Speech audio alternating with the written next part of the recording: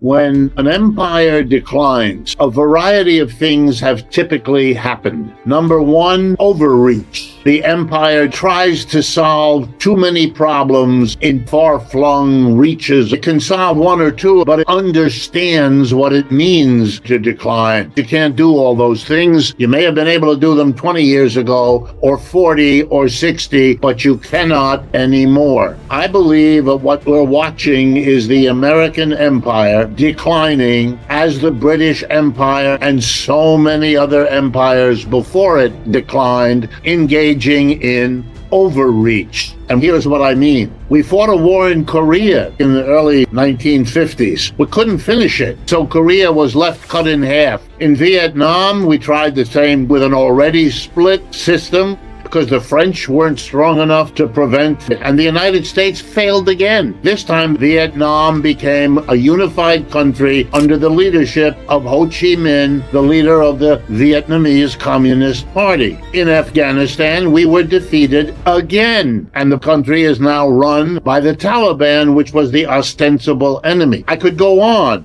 but I won't. I'll draw the conclusion. You can't do what this country sets out to do. It's not within your power. It may have been after World War II. We were at the top of the mountain at that time, and there's an argument we were for the rest of the 20th century. But you cannot make that argument now. The dollar is becoming less important. It was once as good as or better than gold in central banks. It isn't anymore. It's barely half their reserves, down from much more. More trade is conducted not in the dollar, but in other currencies, not just the euro, but also the yen, yuan, and so on. What's my point? Israel is an outpost of the United States empire. It was literally the creation of the British Empire and handed off from a ward, if you like, of the British Empire into becoming a ward of the United States Empire. Israel exists because the United States supports it financially, economically, politically, culturally, and militarily. Can the United States afford to do that? My answer, and I believe this is the majority view in the United States, is a resounding no. There is no end in sight.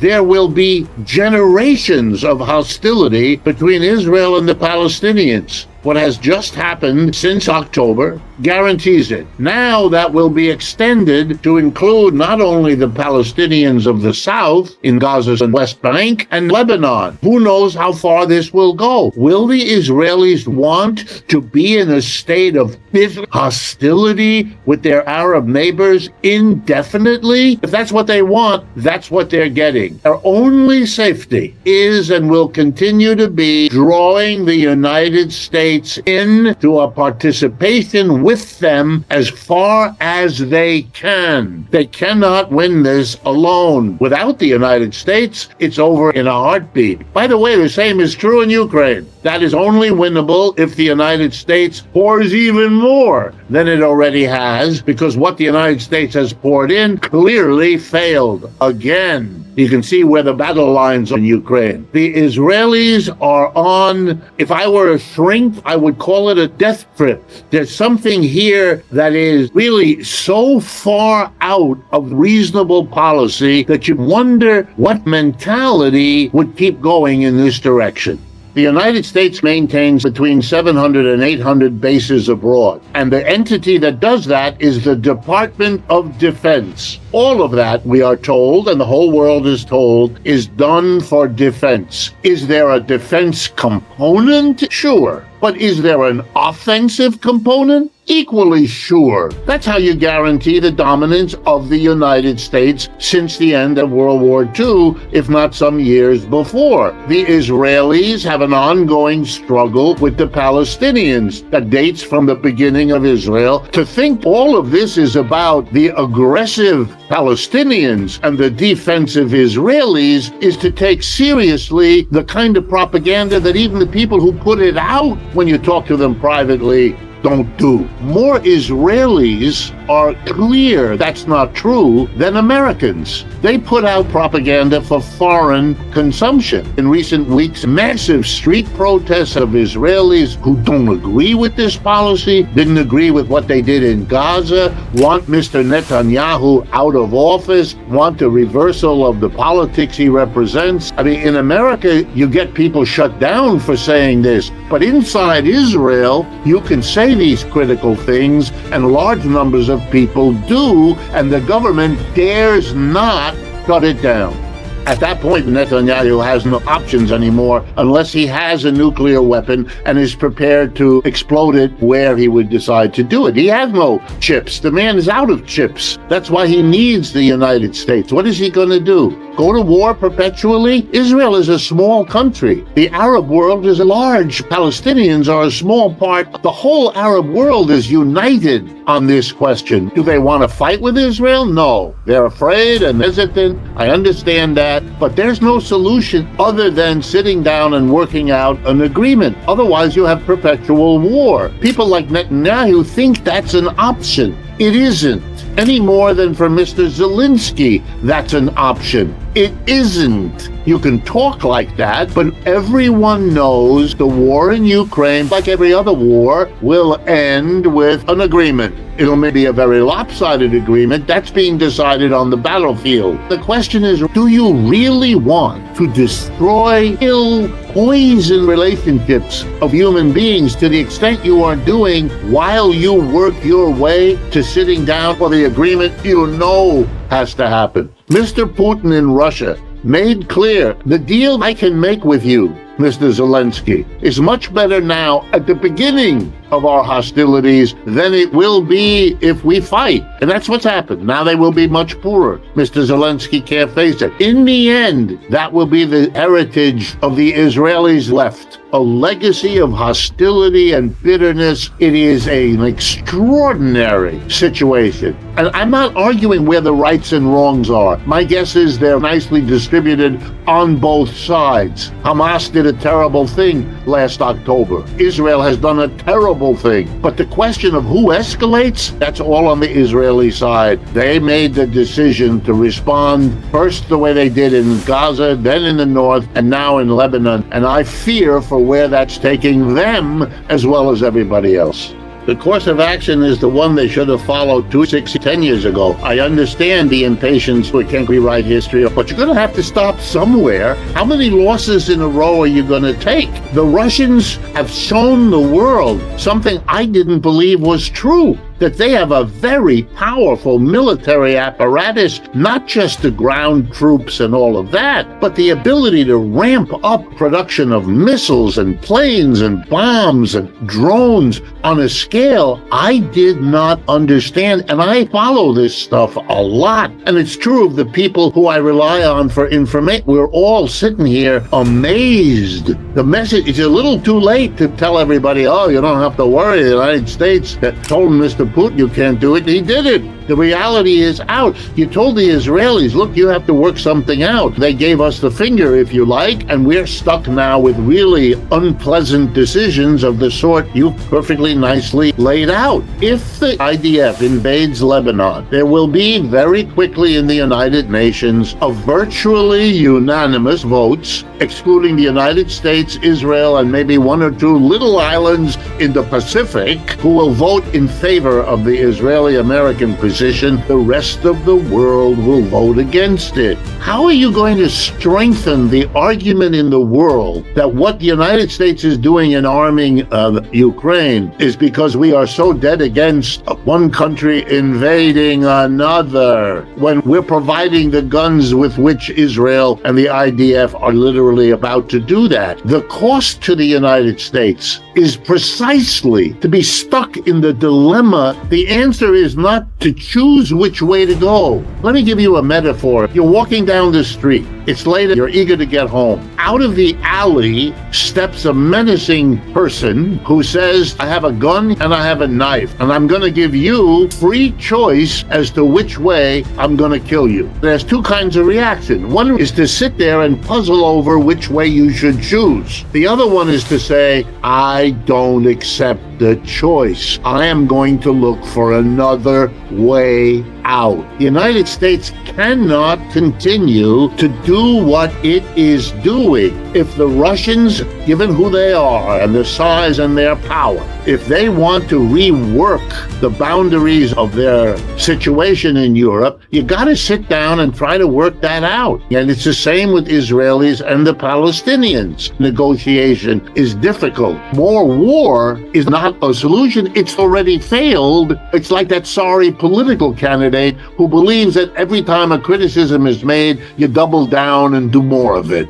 The earlier incursions used the same argument you're using now. They were defensive, and they would, quote, put an end to these hostilities. It's the military brain thinking that when you win the war, you're done. All the smartest military brains, from Clausewitz on down, have understood war is just politics by another form. The previous invasions of Lebanon by Israel, like the previous hostilities between Israel and the Palestinians, were justified by many as solving their problem. It never did. If you think suddenly escalating the horror is somehow going to solve the problem that the earlier pre-escalation horrors didn't, then you live on a different planet from me. The Arab countries are becoming stronger and richer. That's part of the change in the world economy. It's reflected in their participation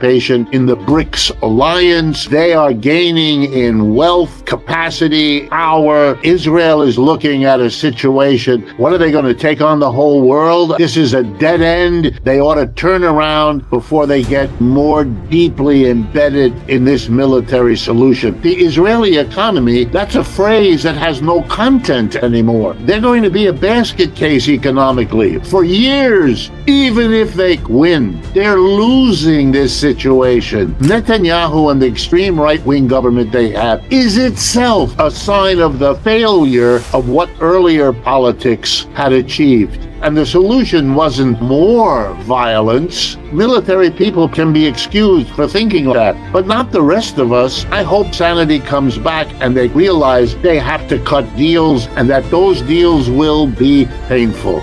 Everyone in the world right now, including the United States, although here it's done quietly, is readjusting to an altered world economy. There are now two poles of power and wealth, not one. And if you pretend otherwise, if you don't understand it, you will make miscalculations like the war in Ukraine has made. You'll make decisions about sanctions that are stupid. The people in Washington, I know many of them, they're perfectly smart, but they have blinders on, don't want to face how the world has changed. By the way, the gap between the BRICS and the G7, they were roughly equal in 2020. Now the GDP added up, 29% of world GDP is in the G7, 33% in BRICS. BRICS is bigger, and the gap gets worse each year. That's the reality changing everybody's behavior.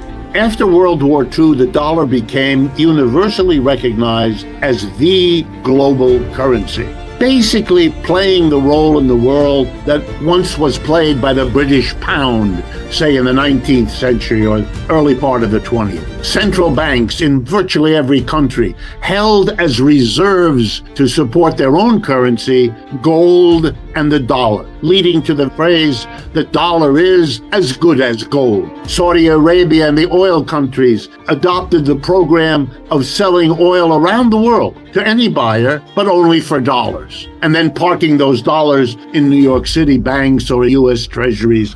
It became the focus, and there are enormous benefits to that. The United States, for example, was able to pay for the goods and services produced around the world, the French wine, the Japanese computer, the fill in the blank, by sending them dollars. Unlike in other countries, those dollars didn't come back to buy goods and services here. They held on to the dollar because it was useful to them to do so, which means that for 50 years, the United States was able to consume the produce of the world and gave little green pieces of paper, our currency, that cost us nothing and are worth. The benefits were incalculable. American economic well-being in the last 70 years without the role played by the dollar. That's all gone. Today, central banks around the world hold reserves only 50% in dollar instead of 80 or 90% 20 years ago. The symbolic meaning of that is enormous. Inflation means prices in general are going up. Some of them can go down, but the general direction of prices is up. That's all the word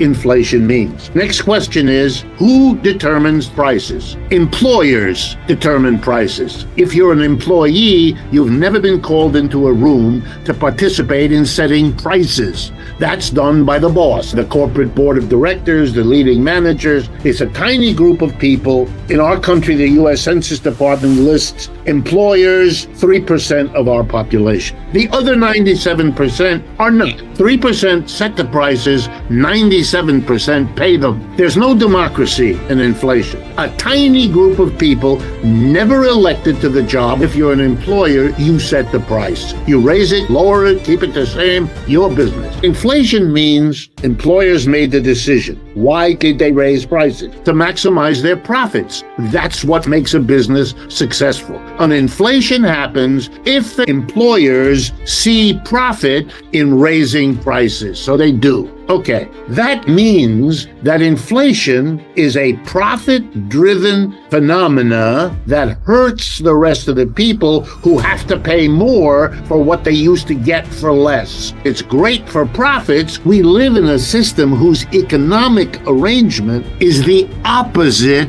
of democracy. We don't democratically decide what things cost in the store. We have an authoritarian economic system that gives a tiny percentage of people control over the prices we all pay. When they run an inflation, and when we have a mass of people complaining about it, and that's been the United States in the last 2 years, we turn to an institution set up for this called the Federal Reserve, our central bank. One of its jobs is to maintain price stability. So when we have inflation, we know that the Federal Reserve has failed to do one of the two things it was asked to do. So what does the Federal Reserve do? It raises interest rates. For the people, this makes a bad situation. In addition to rising prices of my breakfast cereal, haircut, and computer program, I now have to pay more on my credit card because the interest rate has gone up. This makes the problem worse. So I'm here to tell you, it's not the only solution. The Federal Reserve, in acting that way, shortcut what should have been the debate.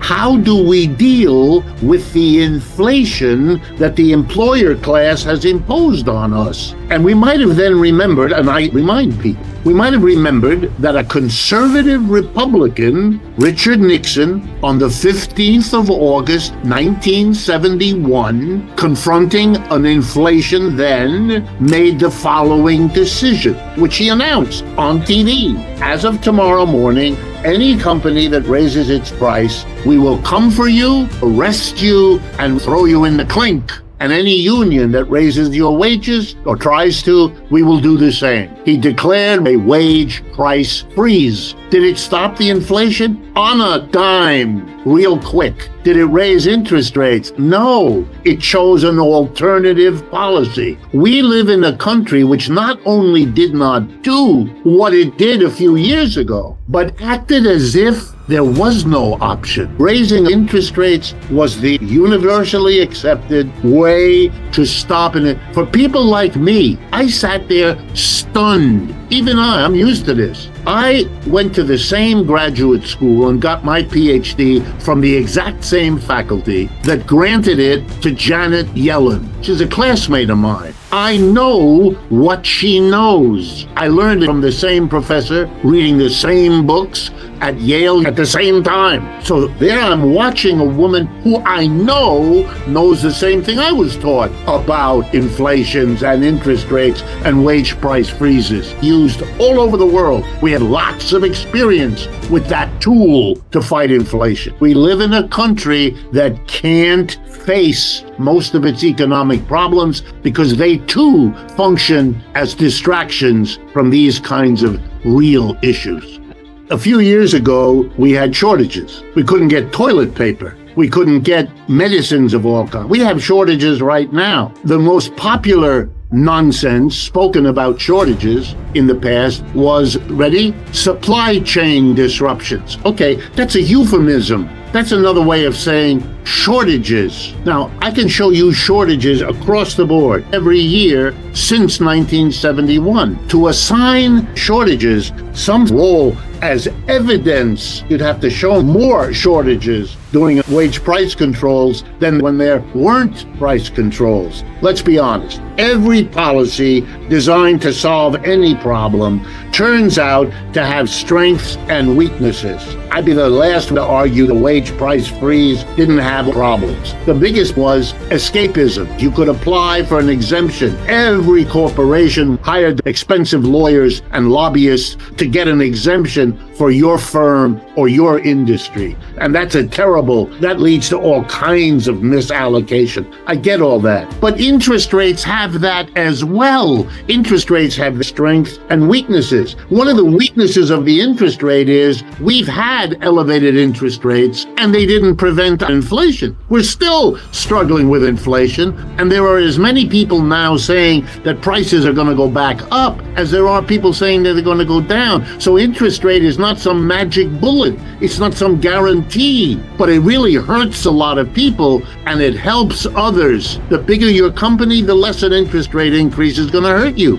Because the reason we have central banks, including the Bank of the U.S. and what later became the Federal Reserve at the beginning of the 20th century, was because when we left interest rates to the, quote, free market, we got crazy volatility that was extremely dangerous to the stability of the system. We brought in the regulators, we brought in the institution to deal with the ineffectiveness and the danger of not doing it. We're stuck. Because I'm a critic of capitalism, I don't mind telling you that we don't work well without a central bank, and we don't work that well with one. That's a contradiction, but it is not resolved by oscillating back and forth between the two. Pretending when you don't have a central bank that getting one will solve your problem makes no more sense than responding to failures by extolling the virtues of a free market. You can't go with either of them.